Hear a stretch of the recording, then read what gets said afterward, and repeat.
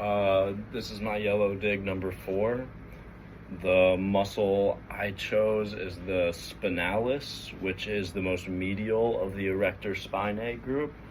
The spinalis thoracis originates on the spinous processes of upper lumbar and lower thoracic vertebrae. So upper lumbar and lower thoracic. And it inserts on the spinous processes of upper thoracic. So right up here to about the top of your rib cage, it inserts. And the spinalis cervicis originates on the ligamentum nuchae, or the nuchal ligament, and spinous process C7, or the last spinous process of the cervical vertebrae.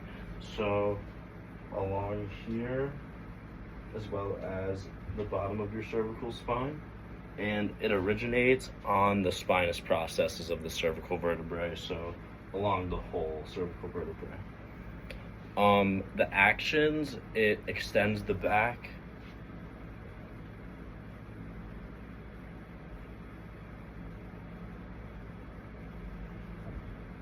as well as side bends to the same side.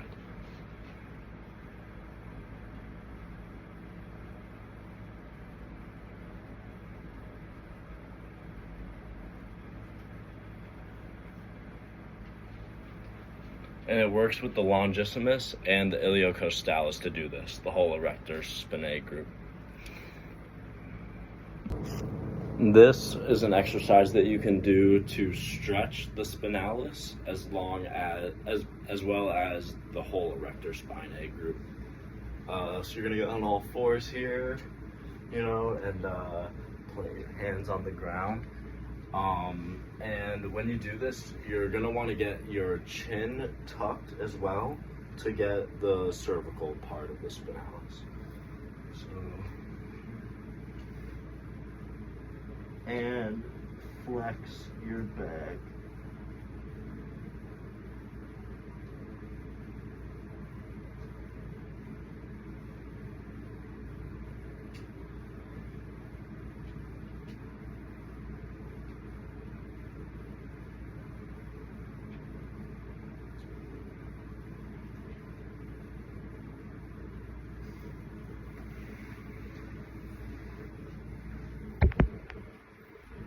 To shorten or contract the spinalis, we are going to get into a prone position here. I've seen people call this a seal.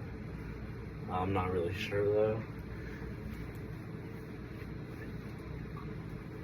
I don't know how much.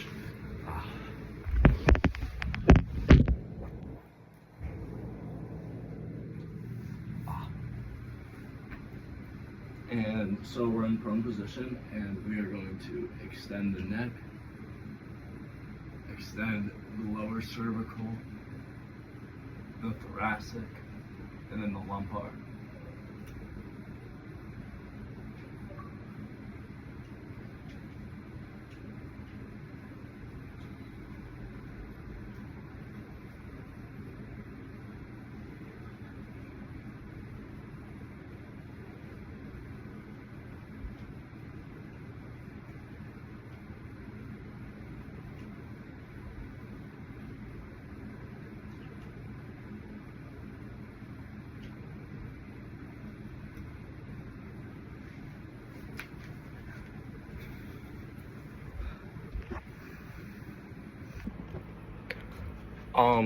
Three things that I've noticed about posture, including myself, my posture, is that you'll see a lot of people texting, and if they are, they'll usually have their chin tucked, their head and neck might be protracted, as well as their shoulders protracted, texting like this.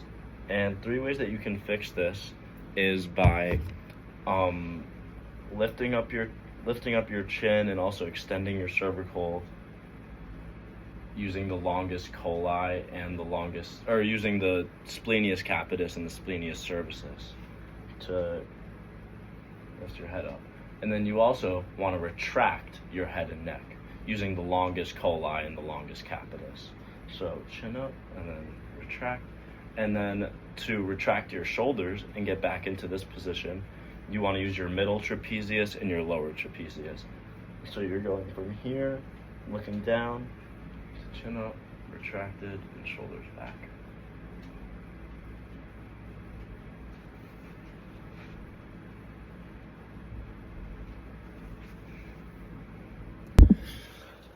My favorite thing about kinesiology was probably how in detail it went. I mean, of course, you have for example, you have all your wrist flexors, all your wrist extensors, but I had never learned about including in, say, our short unit in anatomy about deviation, and I really appreciate that because I think the little details matter when thinking about the body, what muscles do. And I haven't had much experience in treating any injuries, but I can see how all of this would come into use. But for, say, strengthening or stretching, it definitely makes a difference. For example, just recently I had applied this, where you would usually do a normal wrist curl for your forearm flexors.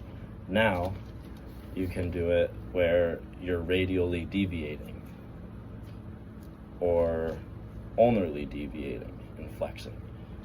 And you start to feel it in different areas compared to if you were just in a neutral position and weren't aware of the secondary actions like ulnar deviation, radial deviation.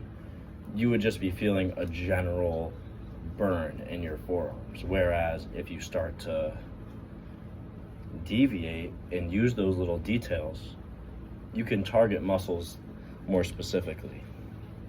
And I really appreciated that.